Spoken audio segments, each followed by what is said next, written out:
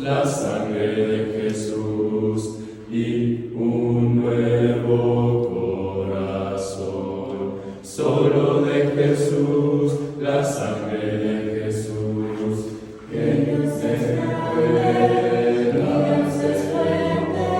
Solo de Jesús, la sangre de nosotros, y nos sanado, y nos amado, mi Dios. Solo de Jesús, mi Dios, que nos recuerda nombre alabaré, nunca cambiarás, no importa dónde esté, en tus manos están todas mis lágrimas, el mismo serás, no importa dónde esté. Que tu espíritu me guíe sin fronteras, más allá de las barreras, ahora que me llames, tú me llevas más allá de lo soñado, y de los actos que nos llevan, mis celestiales. Que tu espíritu me guíe sin fronteras, más allá de las barreras, ahora que me llames, tú me llevas más allá de lo soñado, y de los actos que nos llevan, mis celestiales. Que tu espíritu me guíe sin fronteras, más allá de las barreras, a donde tú me llames, tú me llevas más allá de lo soñado, y de los actos El mismo serás, no mis importa dónde celestiales. Hola, te quiero hacer una invitación, si Dios permite y nos da vida y salud, hacia el Medio Oriente. Estaremos viajando el próximo año y miraremos lo que es Egipto, las pirámides de Giza, todo lo que está alrededor de la parte de Cairo. Viajaremos a Luxor y después de ahí viajaremos por un crucero por el río Nilo, mirando las ruinas y toda la antigüedad que tiene que ver con los faraones y las dinastías. Después de ello tomaremos los desiertos a través de lo que los israelitas pudiesen ver, y lo muestra la Escritura, tanto en el libro de Números como en el libro de Éxodo, y miraremos y llegaremos hasta el monte Sinaí. Después subiremos el monte Sinaí, si Dios permite lo escalaremos y miraremos el amanecer. Tomaremos la ruta real por lo que se conoce como Jordania. Miraremos varios de los desiertos, de los amonitas, de los amorreos, de los madianitas, de los edomitas, y llegaremos a lo que se conoce como una de las maravillas del mundo, Petra. Tomaremos y miraremos algunas de las ciudades del Decápolis, y luego entraremos por el río Jordán a lo que es Israel, y en Israel miraremos muchas de las partes que se mencionan en la Biblia. Durante este viaje, si Dios nos permite, podremos aprender juntos la arqueología, la cultura, y también aprenderemos mucho de lo que dice la palabra de Dios y daremos vida a ello mismo en los lugares donde se menciona. Esto será de gran bendición para mí, y yo sé que Dios nos bendecirá a todos juntos si es que quieres aprender ello. Una vez más, si quieres más información, puedes visitarnos en la página personal ricardobarrera.us, y esperamos Dios nos permita llegar a ese momento. Dios te bendiga y espero esta próxima clase sea de edificación para ti, lo cual fue para mí cuando lo preparé. Dios Segundo bendiga. libro de Gracias. Crónicas, capítulo 7, versículo 1. Y vamos a separar este tema en 4 secciones. Eso es lo que intentamos hacer con este tema, separarlo en 4 secciones para poderlo comprender mucho mejor. El fuego se utiliza de varias maneras en la Escritura. Por ejemplo, en el segundo libro de Crónicas, capítulo 7, en el verso 1, cuando Salomón hace una oración a Dios para que Dios bendiga la casa que había edificado, el templo. Cuando Salomón hace esto, hermanos, Dios responde de una manera, muchachos. Segunda de Crónicas, capítulo 7, en el verso 1. Y el fuego es una de las cosas que podemos mirar en la Escritura que se muestran desde el Antiguo Testamento hasta el Nuevo Testamento y aún a la eternidad. Nosotros muchas veces no vemos este aspecto del fuego como algo importante, pero lo es. Por ejemplo, en el templo había 4 elementos de la naturaleza que eran importantes para la presencia de Dios. Uno era el aspecto mineral, pues había sal en cada uno de los animales que se iban a presentar para sacrificar a Dios. Otro era el aspecto animal, pues se presentaban los animales, se sacrificaban y se quemaban para Dios. Otro era el aspecto humano, pues eran los sacerdotes los que lo presentaban ante Dios. Y finalmente era el aspecto de lo que se conoce como el aspecto del fuego. El fuego tenía que ser copartícipe a ello. Cuando Salomón hace esta oración, Dios responde de una manera. Dice ahí, cuando Salomón acabó de orar, descendió fuego de los cielos y consumió el holocausto y las víctimas, y la gloria de Jehová llenó la casa. El fuego se muestra muchas veces en la Biblia como aprobación, pero también se puede mostrar como la misma presencia de Dios. ¿Ustedes recuerdan que en el monte Horeb había una zarza, y la zarza ¿qué? ¿Qué dice la Biblia? Que ardía. ¿Y ardía en qué? En fuego, y no se consumía. El detalle del fuego indica la presencia de Dios. Dios estaba en presencia con Moisés mientras estaban en el monte Horeb. Y la palabra Horeb significa vacío, seco, árido.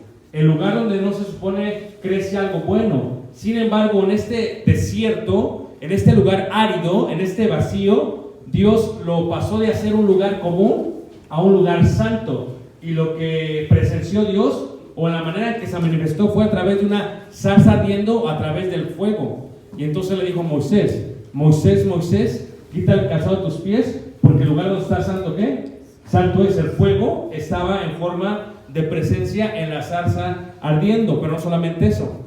Cuando ves a los israelitas que salen de Egipto y cruzan el Mar Rojo y empiezan a transitar por el desierto, desde el desierto de Mará y el desierto de Elí y el desierto de Rafidim y el desierto de Sin y el desierto de Sin y Sinaí, cuando empiezan a recorrer todo el desierto, Dios quería mostrarles una guía, y la forma en que quería hacerlo era, durante el día lo hacía a través de una nube y durante la noche lo hacía a través de ¿qué?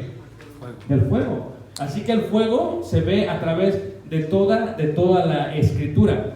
También cuando los hijos del profeta o el sumo sacerdote, Aarón, deciden presentarle a Dios un incienso que era ajeno al que había mandado, Dios muestra su desagrado.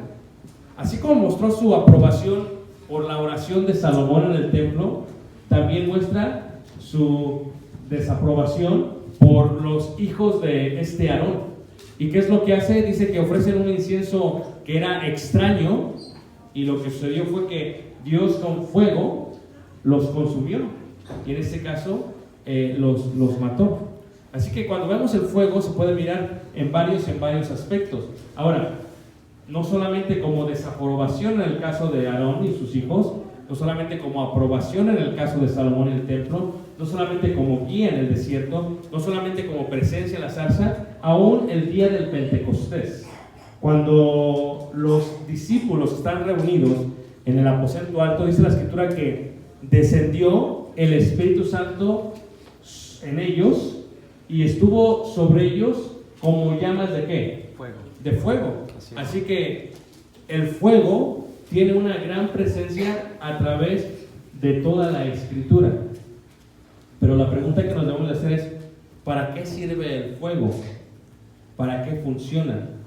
¿Y cómo lo vamos a estar estableciendo en ustedes? Muchos de ustedes deben de comprender que el fuego tiene un propósito.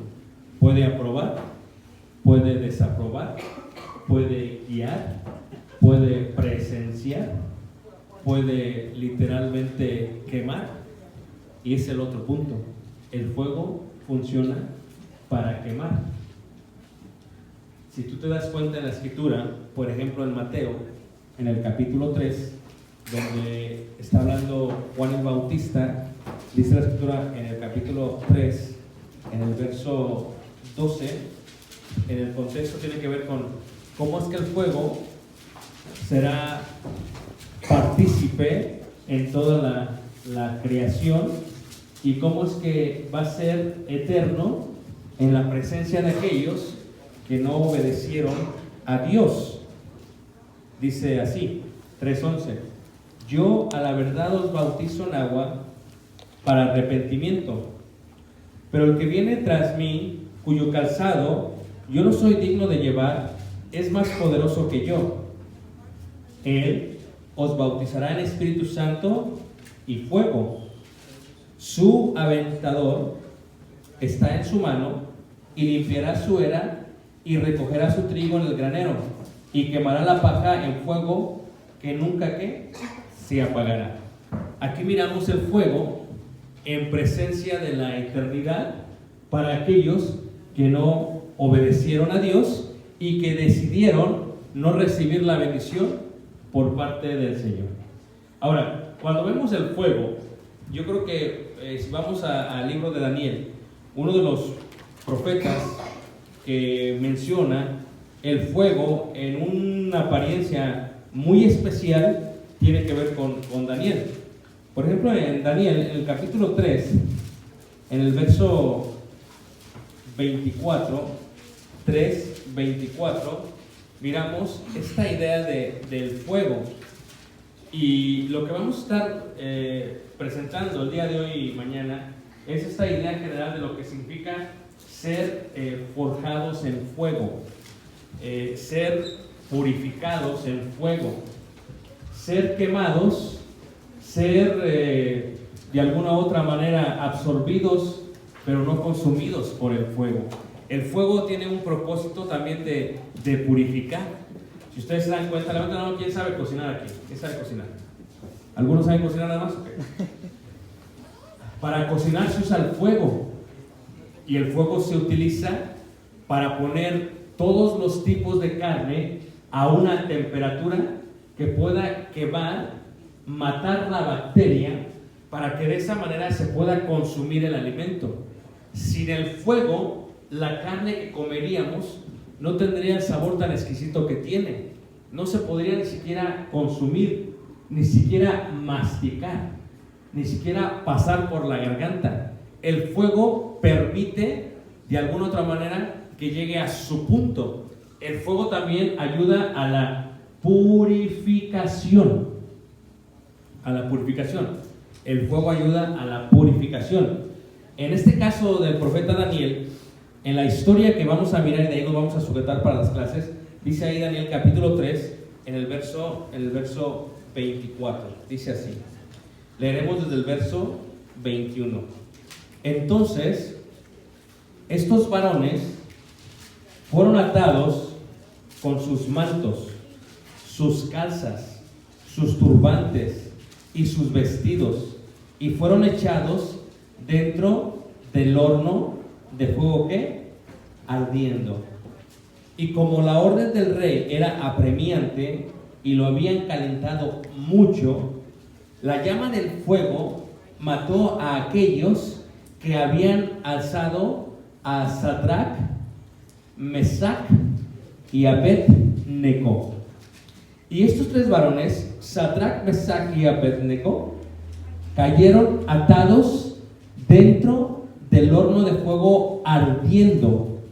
Entonces el rey Nabucodonosor se espantó y se levantó apresuradamente y dijo a los de su consejo: ¿no echaron a tres varones atados dentro del fuego? Ellos respondieron al rey: es verdad, oh rey. Y él dijo: he aquí, yo veo 4 varones sueltos que se pasean en medio del fuego sin sufrir ningún daño, y el aspecto del cuarto es semejante a hijo de los dioses.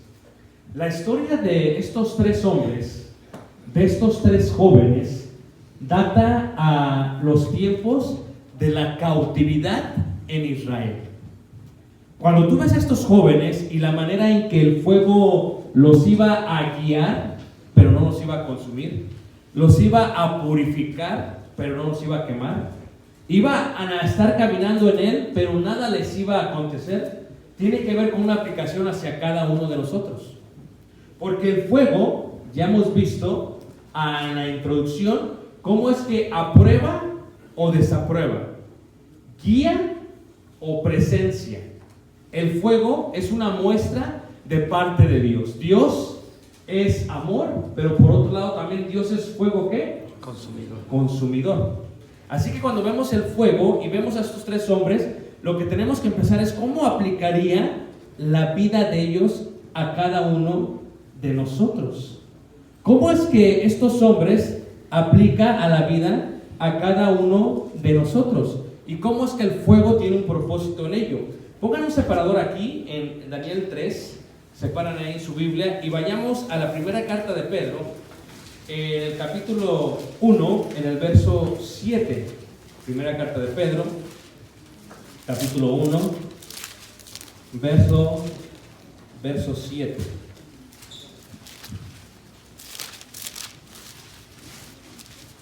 Primera carta de Pedro, capítulo 1, verso 7.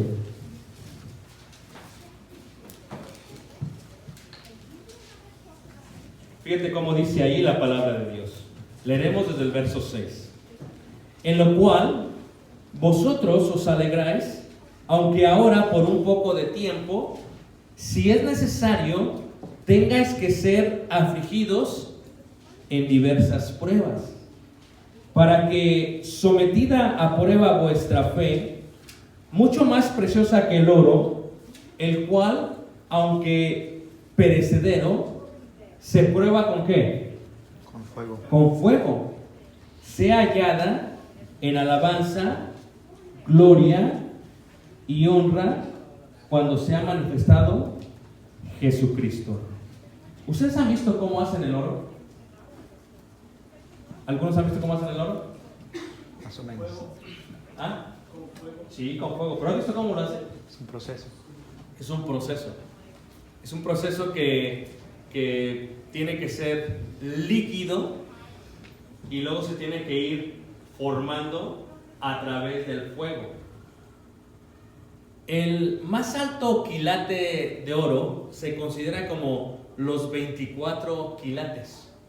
Y es un oro que tiene un color tan amarillo, tan profundo, que lo tienden a usar mucho la gente de Asia, como los indios. ¿Ustedes conocen a algún indio que usa ese tipo de oro muy amarillo que no parece normal? ¿Alguien los ha visto? Es un oro muy amarillo, muy fuerte, color mostaza. Ese oro es de 24 quilates. Se pone sobre una charola, porque unos tíos que yo tengo en México trabajaron esos preciosos metales, así que yo pude verlo en los patios cómo lo hacían. Se coloca la parte líquida y se pone el fuego a una temperatura que literalmente parece agua, pero es oro. Y poco a poco lo mezclan con otro fundamento, de tal manera que se empieza a formar y le empieza a dar figura. El oro no se puede deshacer, no se puede consumir. El oro es así de puro y también el oro es muy costoso. Tu vida y mi vida es como oro.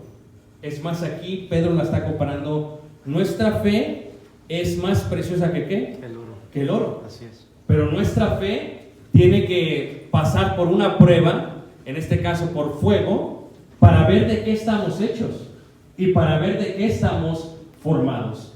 Los tres jóvenes de los cuales habla Daniel son jóvenes que habían venido desde Israel y que los habían llevado literalmente hacia Babilonia. No lo puedo mostrar porque no se ve bien la pantalla, pero si tú te das cuenta, de Israel a Babilonia es muy lejos. Babilonia sería lo que se conoce el día de hoy como Irak, como Bagdad, y era el lugar donde se encontraba una de las maravillas antiguas del mundo, los jardines colgantes de Nabucodonosor. Era un reino totalmente hermoso. La gente de Babilonia solamente quería los impuestos de los israelitas. Sin embargo, ellos constantemente se rebelaron, de tal manera que Babilonia decidió ya no dejarlos en su tierra, porque cuando los dejaban en su tierra, en Israel, se rebelaban, y al rebelarse, ellos tenían que ir a pelear contra ellos, vencerlos y volver a subyugarlos a lo que sería la esclavitud en su tierra. Babilonia ya no quiso hacer eso. Eran muy tercos. Así que Babilonia decidió tomarlos desde el lugar donde estaban y traerlos hacia Babilonia, en sus patios, en sus ríos, como el río Tigris y como el río Éufrates, que corren a través de todo el país de Irak. Y los dejan literalmente ahí. Pero cuando los traen, sucede una metamorfosis, un cambio, una transición. Los jóvenes israelitas no podían ser los mismos. Tenían que cambiarlos, transformarlos y quitarles lo que ellos eran. Primero, porque no podían pronunciar sus nombres. El lenguaje hebreo era muy complicado para los persas. Los persas tenían un lenguaje y el hebreo era muy difícil de poderlo pronunciar. Así que cuando trajeron toda esta cautividad, esto es, todos los jóvenes y todos los hombres y mujeres y niños de Israel hacia Babilonia, lo primero que decidieron hacer aquellos que estaban en Babilonia fue cambiarles su identidad. Y los empezaron a cambiar.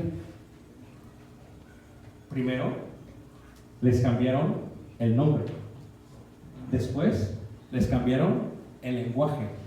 Después, les cambiaron la forma de vestir. Después, les querían cambiar la forma de comer. Y después les querían cambiar también lo que ellos adoraban como dioses. Así que cuando vemos estos nombres que se mencionan aquí, donde les pedí separaran en Daniel, cuando se mencionan estos nombres aquí en Daniel capítulo 3, son nombres que tienen el origen medo-persa, pues era el lenguaje que se hablaba en aquellos tiempos. A ver, vamos a preguntarles a ustedes. Cuando sus papás vienen, levanten la mano, ¿quién de aquí sus papás es de Centroamérica? ¿Todos? ¿No hay ningún mexicano aquí? No, soy el único. A ver, ¿quién viene de Costa Rica? Nadie. ¿Quién viene de El Salvador? Nadie. ¿Quién viene de Honduras? Nadie, ok. Wow. ¿Quién viene de Guatemala? Creo que estoy en Guatemala. En Guatemala, Estados Unidos. Ok. Entonces, les voy a dar un ejemplo, ok. A ver si me entienden, ok.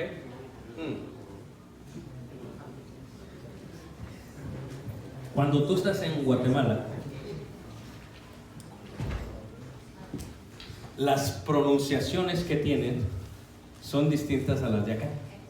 Es más, cuando yo estuve en Huehuetenango y Quetzaltenango y cerca de la ciudad de Guatemala, los hermanos me invitaron a comer a un restaurante muy moderno de pollo campero. ¿Sí me entienden? Y una de las cosas que me sorprendió de este restaurante fue que cuando yo entré, había muchísimas mujeres guatemaltecas con una riqueza tan vívida de sus vestidos de grandes colores, colores muy hermosos, muy bellos, y todas con su celular. Traían celular y traían sus vestidos típicos. Y cuando empezaron a hablar, no les entendí, porque algunos hablaban ciertos dialectos. Y por primera vez en toda la historia de mi vida, me sentí muy alto, porque la gente en Guatemala tendía a ser muy chaparrita. Y me sentí alto por primera vez en mi vida. Aunque no lo crean. Entonces, ¿qué fue lo que sucedió? Sus papás son de Guatemala. Su familia viene de Guatemala. ¿Quién nació aquí de ustedes? Levanten la mano. ¿Quién nació aquí? Nada más 3. Los demás nacieron en Guatemala. ¿Quién se crió aquí? Levanten la mano. ¿Quién se ha criado aquí? ¿Nadie? ¿Nada más las 3? No, bendito. Okay. Cuando uno viene de Guatemala o de Centroamérica o de México para acá, lo primero que empieza a cambiar es nuestra identidad. Es más, muchos de ustedes ya no le pondrán a sus hijos nombres guatemaltecos. Ya no les llamarán chapines, les llamarán boys and girls. ¿Verdad que sí? Muchos de ustedes van a cambiar la identidad. Cuando allá se llamaban María, aquí le van a llamar Mary. ¿Verdad que sí? Cuando allá se llamaba Onesíforo, aquí le van a poner Brian. Y empezaron a cambiar su identidad. Cuando llegaron los israelitas a Babilonia, lo que hizo el rey fue: vamos a cambiarles el nombre, porque es lo primero que le tenemos que cambiar. Porque los nombres de ellos eran nombres bíblicos que tenían que ver con Dios. Por ejemplo, Daniel, el nombre Daniel en hebreo significa Dios es mi juez. Amén. Mishael, su nombre significa ¿quién como Dios? Y así sucesivamente. Estos 4 jóvenes, entre ellos los 3 que estuvieron en el horno, tenían una identidad distinta, pero al llegar les pusieron otros nombres. Los nombres de ellos, dice la escritura, a uno le pusieron Sadrach, a otro Mesac y otro Abed-nego. Y la pregunta es, ¿qué significan esos nombres? En lengua medo-persa significa ¿quién como nuestro dios Luna? Otro es el dios Luna. Y otro es nuestro dios Baal. Entonces lo que hacen es que cambian la identidad total de estos jóvenes y dejan de ser israelitas que tenían un nombre hebreo que tenía que ver con Dios y le ponen nombres que tienen que ver con los dioses paganos de la tierra, ¿de qué? De Babilonia. Cambiaron su identidad y empezaron a cambiar también su forma de ser. Fíjate cómo dice ahí Daniel en el capítulo 1 también. Dice ahí Daniel, capítulo 1, en el versículo 6. Fíjate cómo eran sus nombres, Entre estos estaban Daniel, Ananías, Misael y Azarías, de los hijos ¿de qué? De Judá. A estos el jefe de los eunucos puso nombres, dice, puso a Daniel Belsasar, a Ananías Sadrach, a Misael Mesac y a Azarías Abed-nego. Lo primero que hizo fue que les cambiaron los nombres. Y luego, ¿qué fue lo que pasó? Quería no solamente cambiarle ello, quería también cambiarles lo que ellos comían. A ver, díganme un plato típico de Guatemala. ¿Ah? Pipián. ¿Chuchitos o tamales? Chuchitos. Plátano frito, ¿está bien? Okay. ¿Estamos todos bien? ¿Qué más? Pero cuando tú vienes para acá y tienes tus hijos, resulta que tus hijos ya no quieren comer tamales.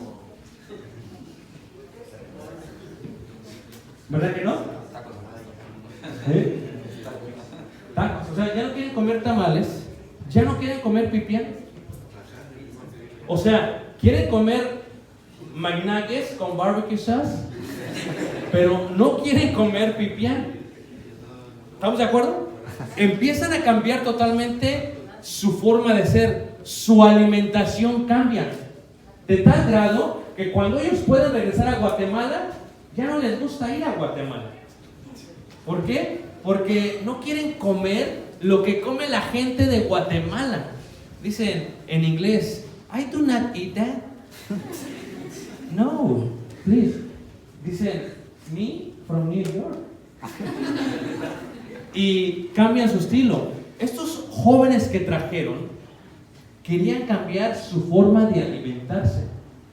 Y eso es un aspecto que va a pasar en la vida de todos aquellos que queremos servirle a Dios. Ahorita voy a empezar a hacer la aplicación. Pero fíjate qué interesante, hermanos. Estos jóvenes que eran israelitas, había cosas que podían comer y cosas que no podían comer. Porque la ley de Dios les decía, esto lo puedes comer y esto no lo puedes comer. Pero estaban a muchas millas de su tierra, a muchas millas de su templo y a muchas millas de su Dios, según creían ellos, porque ellos entendían que su Dios, que Jehová, estaba en el templo, en el monte Sión, en Jerusalén, que estaba a muchísimas millas de ahí, el cual lo habían destruido los de Babilonia. Por lo tanto, cuando vienen hacia acá, los de Babilonia lo que quieren hacer es quieren cambiar su forma de comer. Y uno de los encargados le dice, a ver, coman esto. Y dice uno de ellos, no, es que nosotros no podemos comer eso. Dice, es más, es que cómalo porque cuando venga mi rey, cuando venga el jefe, va a venirlos a ver y se van a ver demacrados, desnutridos, porque lo único que quieren comer son cosas que no nutren. Y dice, mira, hagamos esto, pongamos un término de tantos días, nosotros vamos a comer esto y te darás cuenta si al final nos vemos así o no nos vemos así. ¿Qué es lo que pasa? Comen solamente legumbres, cosas permitidas por la ley de Moisés, pasan los días, viene aquel y los ve en muy buen aspecto y dice, wow, ¿qué pasó? Es como ustedes de Guatemala, van a Guatemala por 5 meses y los ves, dice, ¿qué te pasó? ¿Por qué? Porque ya no quieres comer las cosas que comías allá. Vienes acá y todos subimos ¿de qué? De peso. ¿A poco no? Todos subimos de peso. Y dices, ¿pero por qué? ¿Será el Burger King? ¿Será el Kentucky Fried Chicken? ¿Por qué estamos? El aspecto tenía que ver con que querían cambiar la identidad. Jóvenes, ustedes tienen una identidad más allá que la identidad de guatemaltecos, más allá que la identidad de centroamericanos, más allá que la identidad de latinoamericanos. Tiene que ver con una identidad cristiana. Cuando ustedes van a la escuela, se van a dar cuenta que ellos hablan distinto, sus nombres son distintos. Cuando yo iba, por ejemplo, a la escuela aquí, que iba a la high school, y les trataba de decir mi nombre, cuando decía la maestra de educación física o de gym, decía, a ver, y pronunciaba mi nombre, decía, Ricardo Barrera. Y yo le decía, no, Ricardo Barrera. Y decía, Ricardo Barrera. ¿Por qué no lo podía pronunciar? Y me dice, you're gonna be Ricky, because it's too hard.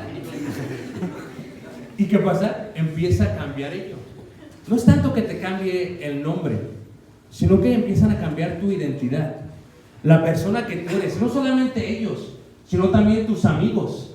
¿Ves cómo es que el aspecto de ellos era muy distinto al de los demás? Ellos querían de alguna u otra manera mantener su identidad. La convicción era, tenemos un Dios, tenemos una ley, y aunque está en Jerusalén, seguiremos guardando la ley de Dios, aunque estemos muy lejos de la tierra donde está nuestro Dios. Ustedes, jóvenes, por la misma experiencia tendrán que pasar. Cuando vayan a la escuela y vean muchos amigos, van a la escuela y digan ustedes, ¿cuántos de la escuela son guatemaltecos? ¿Cuántos? A ver, who's going to high school here? A ver. Levanta, pónganse de pie. ¿Quién está yendo al high school? Porque no los identifico. A ver, de pie los que están yendo al high school. Ahí está uno. Pónganse todos aquí.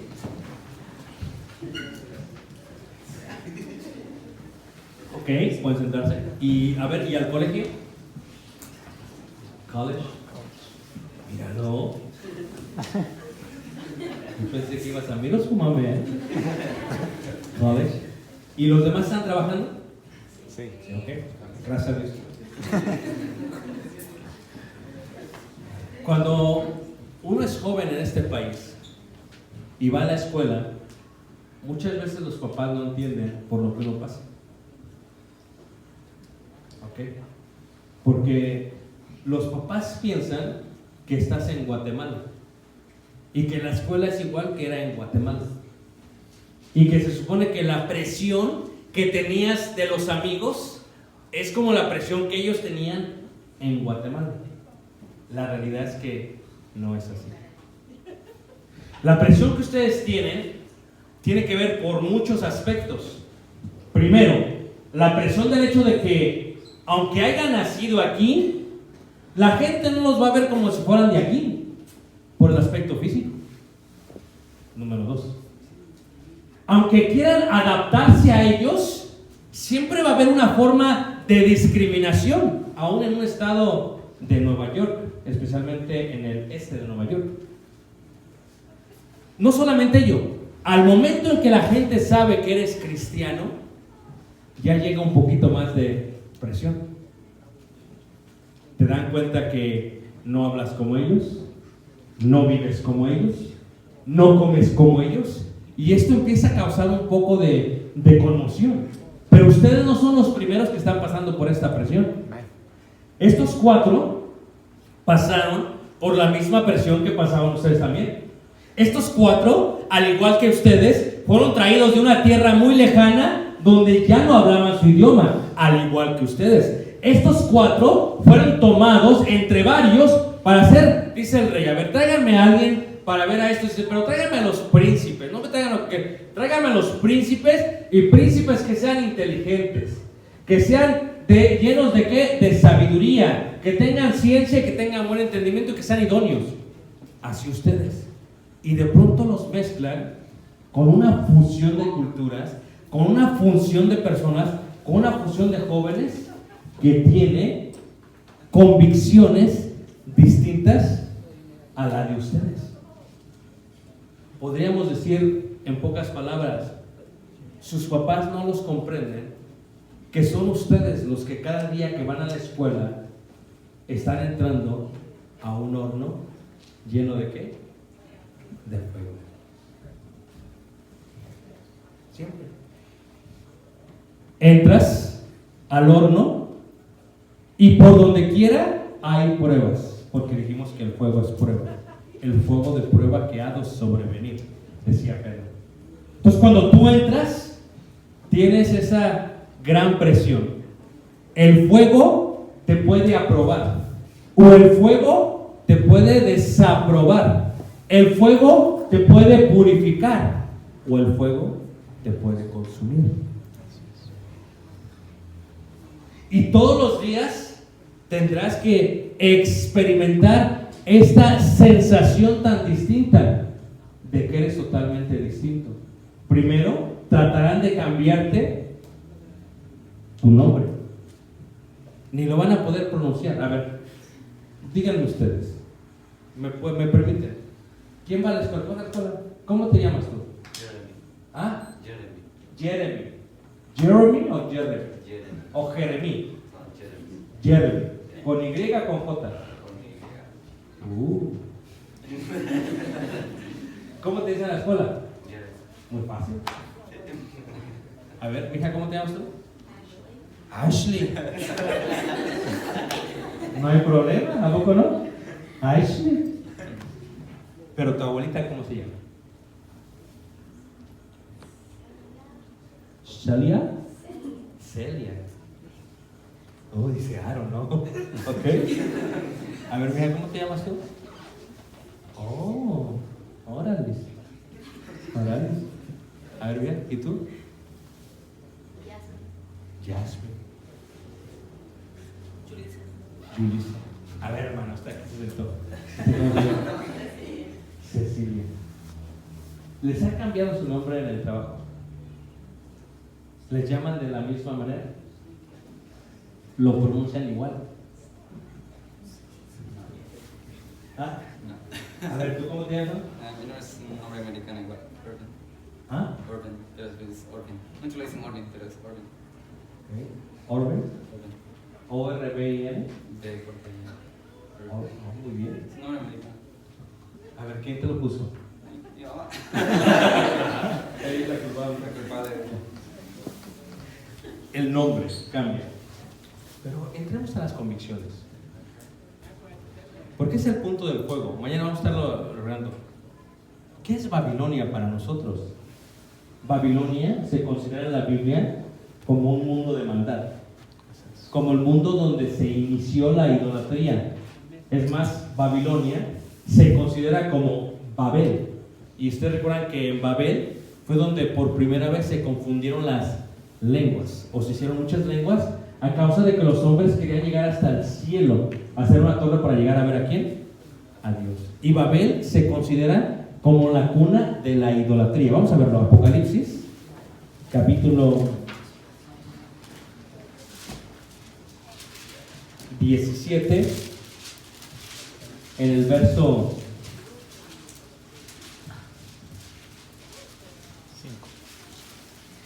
4 y verso 5. 5. ¿Qué es Babilonia entonces? El mundo en el que entraron Daniel y estos 3 jóvenes era Babilonia, donde estaba el rey Nabucodonosor. Un lugar en que quiso cambiar totalmente su identidad. El mundo en el que ustedes entran y yo he entrado es lo mismo, es Babilonia. Es Babilonia la grande. Dice ahí 17:4. Y la mujer estaba vestida de púrpura y escarlata y adornada de oro, de piedras preciosas y de perlas, y tenía en la mano un cáliz de oro lleno de abominaciones y de la inmundicia de su fornicación, y en su frente un nombre escrito, un misterio: Babilonia la grande, la madre de las rameras y de las abominaciones de la tierra. Así que Babilonia se presenta como este imperio de maldad, este imperio de idolatría, y aquí este imperio de rameras o prostitutas, este imperio de abominaciones. Ustedes están entrando a Babilonia.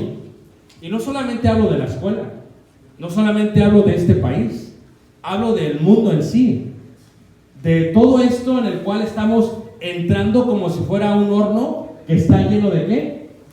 De fuego, donde el fuego nos puede aprobar o desaprobar, donde el fuego nos puede guiar o nos puede consumir. Y es esta idea.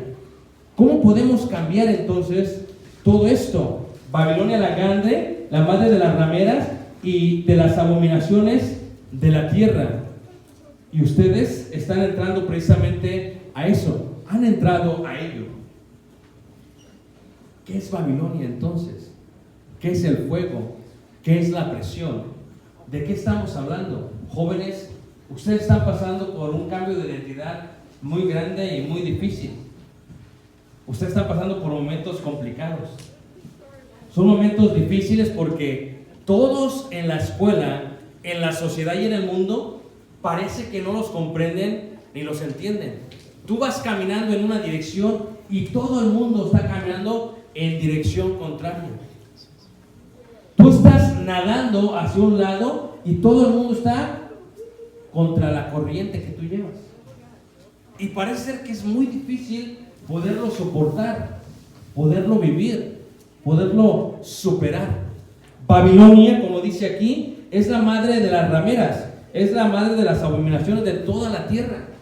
Cuando llegaron los israelitas hacia Babilonia, se dieron cuenta de un mundo que tenía muchísimos dioses.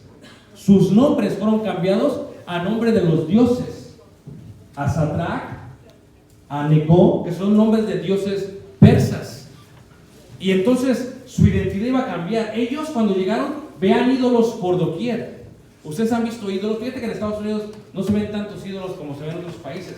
Ni siquiera en Guatemala, porque Guatemala tiende a ser un país con mucha influencia evangélica. Pero hay lugares donde se ve la idolatría de una manera amplia y de una manera grande y de una manera extensa. ¿Ustedes pueden creer que haya lugares todavía el día de hoy que adoren animales? ¿Sí? Sí. ¿Pueden creerlo? Yo hace 2 o 3 semanas estuve en la India. Y es increíble porque pasé muchísimos días sin comer carne. Estoy hablando en serio. No comí carne.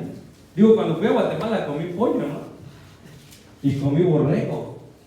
Pero cuando fui a la India, no comí carne. Los tacos, en vez de tortilla, era una hoja de lechuga. Y en vez de carne, era pepino. No, hombre, sufrí mucho. Por primera vez vi las vacas que iban caminando por las calles y nadie se las comía. Cuando pasaba la vaca, llegaba el hindú, juntaba las manos y saludaba a la vaca. Y le daba de comer. Le daba de comer a la vaca. Vi elefantes caminar en las calles y la gente que los adoraba. Caminamos y predicamos por áreas donde había tigres, cobras y elefantes, y en sus altares había un altar para el dios con cabeza de elefante, cuerpo humano, cabeza de chango, cuerpo humano. Una mujer que tenía varios brazos en su espalda. Y vi cómo es que la gente todavía era idólatra en cuanto a estos aspectos. Si ves en Guatemala no ves eso todavía. Tampoco se ve mucho eso aquí en Estados Unidos. Pero ese es el tipo de idolatría que se puede mirar allá. Cuando llegaron los israelitas a Babilonia, se dieron cuenta de esta idolatría. De una idolatría muy grande. Ellos creían en muchos dioses. Los israelitas solamente creían en ¿cuántos? Un solo Dios. En un solo Dios. Así es. Ellos comían cosas abominables dedicadas a los ídolos. Cuando llegamos ahí, por ejemplo, a la India y fuimos a la iglesia de Cristo de ahí, de Kadava, y nos juntamos con los hermanos, le dije al hermano, tradúceme la oración que está haciendo porque no le entiendo nada. Y el hermano, gente, la mayoría cuando hacen su oración empiezan diciendo, te damos gracias, Dios, porque ya no servimos al diablo. Yo no sé cuántos miembros has oído que digan diablo en una oración a Dios. Dice, antes pasábamos horas adorando al diablo. Ahora pasamos horas adorándote a ti, el único Dios. Amén. Fíjate qué diferencia. Cuando llegaron los israelitas a Babilonia, se dieron cuenta que los dioses eran tan extensos, tan grandes, eran muchísimos. Nabucodonosor se levantó un gran dios de la medida de 90 metros y pidió a todo el pueblo que adorase ese ¿qué? Ese Dios. Pero estos jóvenes dijeron, no, nosotros no vamos a adorar. Y siempre hay unos bien chismosos, ¿a poco no? Y le voy a decir al rey, estos que tú has puesto, porque tú los levantaste, tú los pusiste sobre los demás, porque vinieron a ser más inteligentes y vinieron a poder desarrollar lo que son los sueños. Y esto dice, tú dijiste, Dios, Nabucodonosor, perdón, que si no adoran a tu Dios, los teníamos que ver ¿qué? Morir al fuego. Y Nabucodonosor no tuvo otra opción que tomarlos y llevarlos a ¿dónde? Fuego. Al fuego. Sí, muchachos, ustedes van a estar pasando muchas veces por este tipo de presiones. En Estados Unidos no se encuentran dioses como la vaca, ni dioses como el elefante. Pero hay otros dioses, como el dios dinero, como el dios vanidad, como el dios ego, como el dios iPhone, ¿sí? El dios PS4, el dios Snapchat, el dios Instagram y el dios todo lo demás. Son dioses que consumen nuestro tiempo, nuestra mente, nuestro corazón, nuestra vida. Y son dioses que tienen tanta potencia que parece ser que no puedes tener control sobre ellos. Cuando entras a la escuela o en la sociedad o en algún lugar, se te hace difícil poder mantenerte ante este tipo de presiones, este tipo de corrientes. Todo el mundo se arrodilló ante aquella imagen que había hecho Nabucodonosor. Pero estos dijeron, nosotros no lo vamos a hacer. Y sabían el riesgo que tenían. ¿Cuántas veces tú has estado en la escuela y a veces te da vergüenza hasta hacer una oración? ¿Cuántas veces hay presión de toda la gente en la escuela o en el trabajo en cuanto a la idolatría moderna y a veces no estás dispuesto a decir que no para que no te vean feo o no te vean como extraño? Si ves, todos de alguna u otra manera estamos siempre dentro del horno de fuego y estamos caminando en él. No se arrodillaron, no adoraron a Dios y tuvieron una gran presión por parte de la gente. Sabían que si no lo hacían, podían morir y aún así decidieron no hacerlo. ¿Cuántas veces nosotros estamos dispuestos a arriesgar nuestra vida como lo hicieron ellos? Fíjate qué interesante.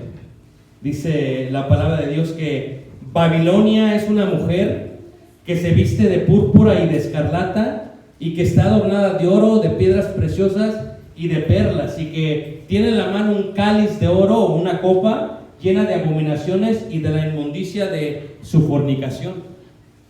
Hay gran presión para ustedes. Están caminando en fuego totalmente. ¿Sienten presión? Es normal, son jóvenes.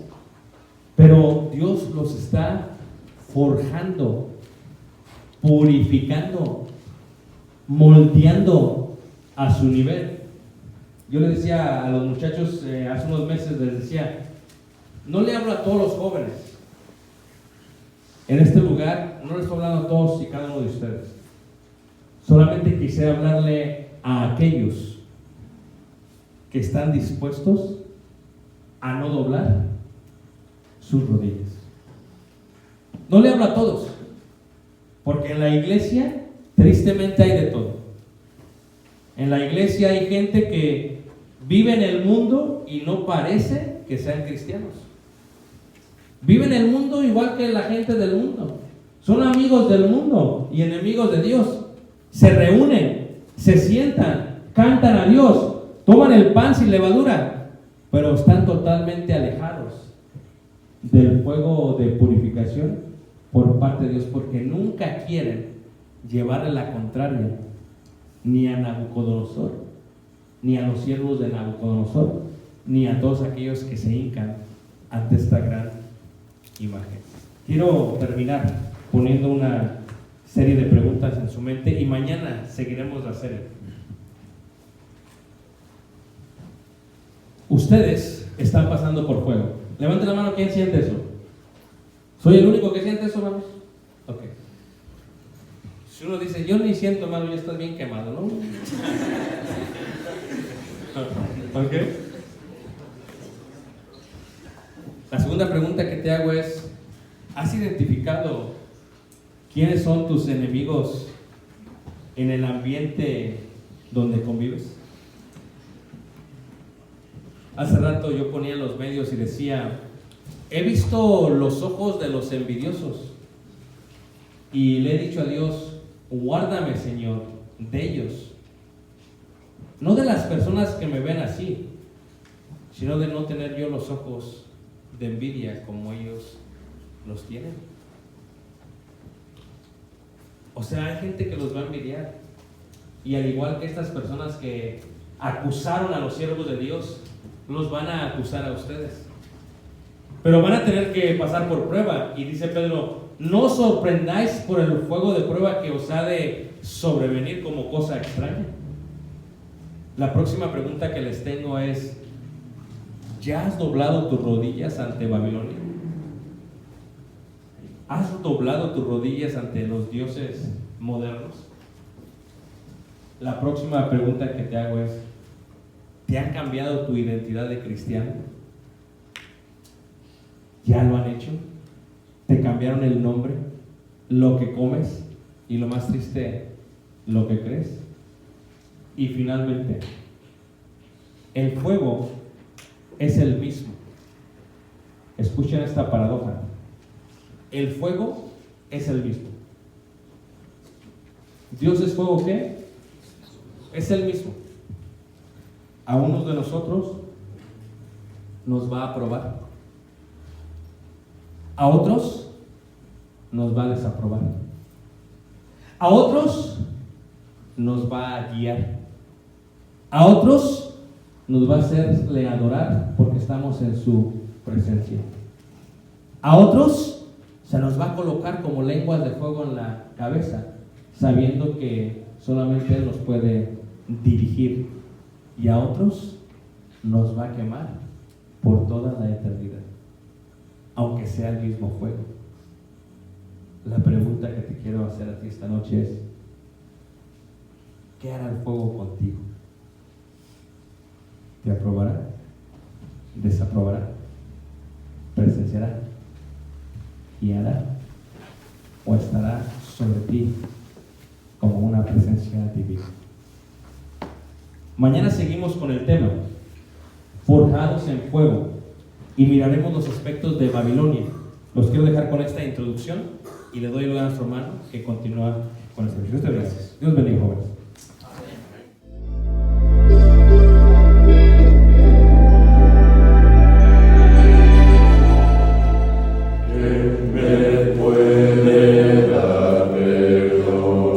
Solo de Jesús, la sangre de Jesús y un nuevo corazón. Solo de Jesús, la sangre de Jesús. Que Dios es grande, Dios es fuerte, solo de Jesús, la sangre de nosotros. Y Dios sanado, y Dios sanado, mi Dios, solo de Jesús, mi Dios, que Dios es En la tormenta yo nombraré, nunca cambiarás, no importa dónde estés, en tus manos están todas mis lágrimas, el mismo será.